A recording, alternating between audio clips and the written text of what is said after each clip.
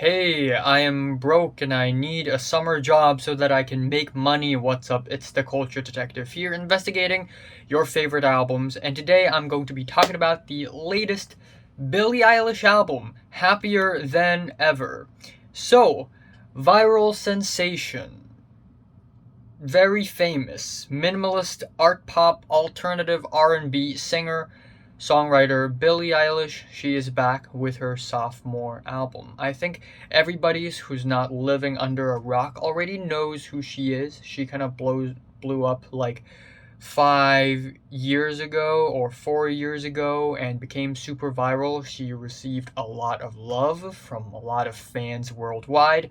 She gained a really huge fan base very quickly, and because of that, she also received a lot of hate. A lot of people accused her of being an industry plant. So she had been quite a bit of a controversial character in the music industry as of lately. Anyways, in 2019, she released her debut album, When We All Fall Asleep, Where Do We Go?, which is surprisingly not bad. I was prepared to be disappointed when I listened to that album, but actually, the production is pretty good, and the singing is actually really good. A lot of the songs are really catchy, and even though I don't care for the edginess, it does give off this, oh, I'm 14 and this is so deep vibes occasionally. Still, it is a really good album. Fast forward 2 years later, it is 2021. She has released a new album, Happier Than Ever, and wow. Wow. You know what? Call me a normie if you want to. Call me a pleb if you want to. I don't mind. But I'm going to be perfectly honest with you. I kind of like this album. I kind of like it. It's kind of good. It's kind of good. So, yeah, Happier Than Ever is not as edgy as her debut album. Instead, it is really lavishing. It is really deluxe, like luxurious. And it's also more ambitious when it comes to songwriting, and it is more consistent than her last album. I honestly like this even more than her debut album. So we have the album opener, Getting Older, with the light harmonized keyboards and the very beautiful hushed vocals, and of course Phineas, her brother, is producing pretty much all of the songs on this album, and his production is as fine and as crisp as ever on this album. Like, there are a lot of amazing production highlights on this album. That's just amazing. But yeah, I'm loving the light keyboards. I'm liking the whole skeletal flavor, the whole skeletal vibe of Billie Eilish's music in general. I think they're a really interesting take in the genre.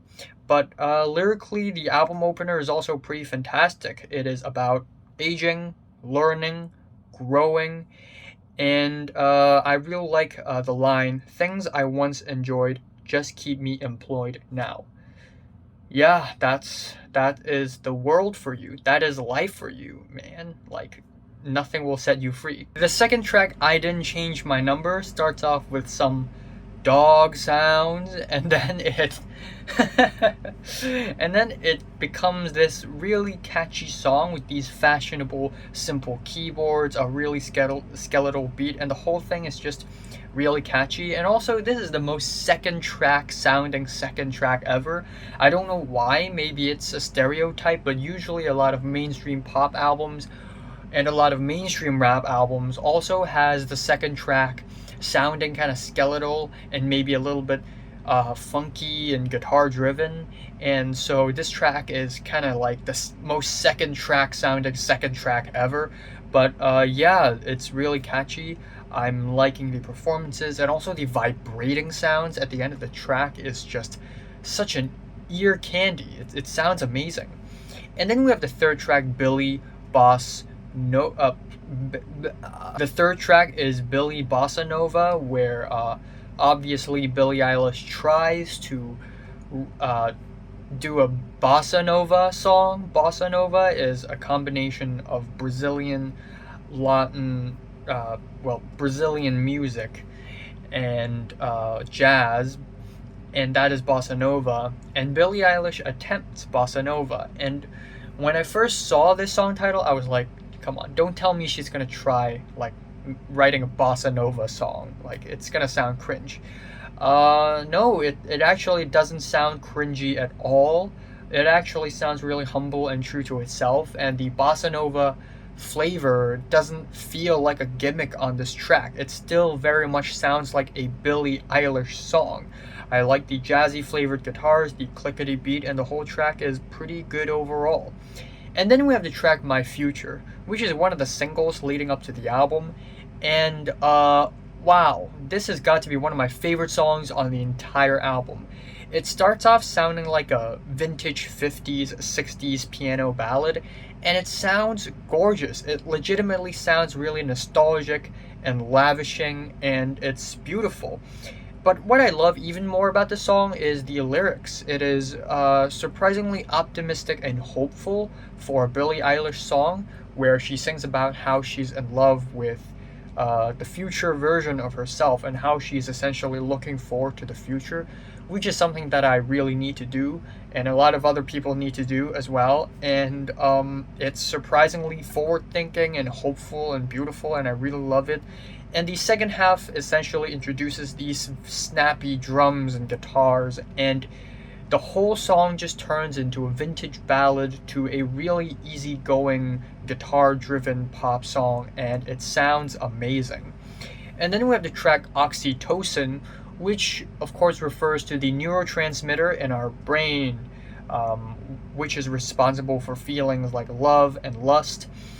And it is a banger. The beat is really danceable, it's really scratchy, and then we have these disorienting layered vocals, which kind of reminds me a lot of Tom York. Like, the song sounds like something that Tom York would have done in like The Eraser or something.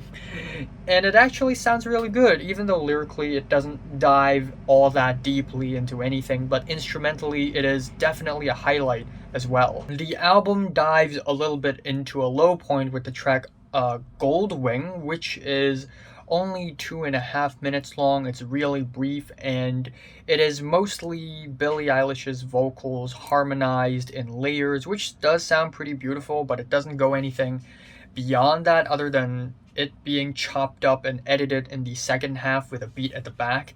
And lyrically, the song makes reference to an ancient Hindu poem, which is really nice, but again, instrumentally and lyrically, it doesn't really go anywhere beyond that. The track Lost Cause does sound pretty good as a single, but in the full context of the album, it just sounds a little bit more underwhelming because it is essentially a really slow and skeletal song with cheeky lyrics, which are really fun. But the song is just about a guy being a lost cause, and we have, simple guitars, simple vocals, nothing all that crazy. I like the music video, I like it, but it's just not all that memorable of a song. The track Halley's Comet is also essentially a love song about missing an ex, and it is actually a really beautiful guitar and piano driven ballad. Again, good production, good performance, good musicianship, and really good song.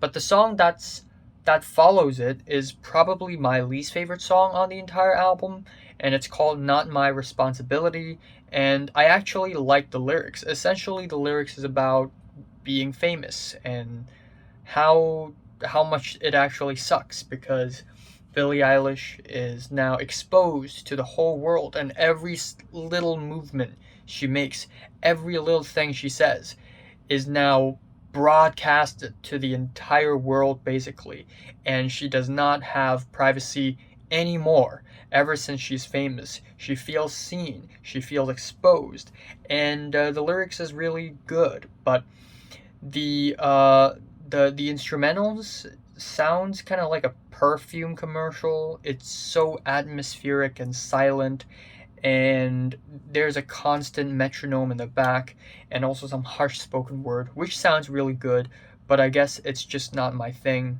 Maybe the song will grow on me though. If this song does grow on me, then my second least favorite song would be GOLDWING, I guess. Regardless, I think the rest of the album is fantastic. The track Overheated is a braggadocious song, except it is also at the same time a very futuristic sounding pop song, and it is really catchy. It's got the blooping beats and also these wong wong wong like chipmunk samples in the back. I don't know how to describe it. It's just like wong wong wong, and it sounds so fashionable, and it's so cool. And we have just Billie Eilish just bragging on this track. Can't be defeated, can't be deleted, can't be repeated, and it's pretty cool. And next up we have the track Everybody Dies, which is also one of my favorite songs on the entire album. It starts off sounding like a very beautiful and soulful ballad with reverby vocals, and when she sings "We Might Not Be Alone," that was the moment the song clicked for me, because I usually hate it when people drench their entire song with reverb, but in this track, it just works. It sounds like Billie Eilish is ascending to space or something, especially when she sang that line, and it just really just hit hard. And yeah, it's spacey, it's galactic, it's beautiful, and lyrically it is also really beautiful, really encouraging words to someone who's feeling down. I feel like Billie Eilish may have written this song to herself, but also simultaneously to everyone else who is sharing the same thoughts that she has and the same feelings, and it is just kind of like a really warm hug and a lift to space, and it's awesome. The track Your Power is an acoustic guitar cut, and I like it. I think the songwriting is pretty solid, but because there's already a ballad before it, this track just pales a little bit in comparison. And lyrically, it is about being in a relationship, especially an abusive one, and that is that. And then we have the track NDA, which is also about being in a relationship, but in the context of being famous. Dating when you're famous is not easy. And lyrically, it is pretty interesting. Billie talks about being invited to a party by Satan himself.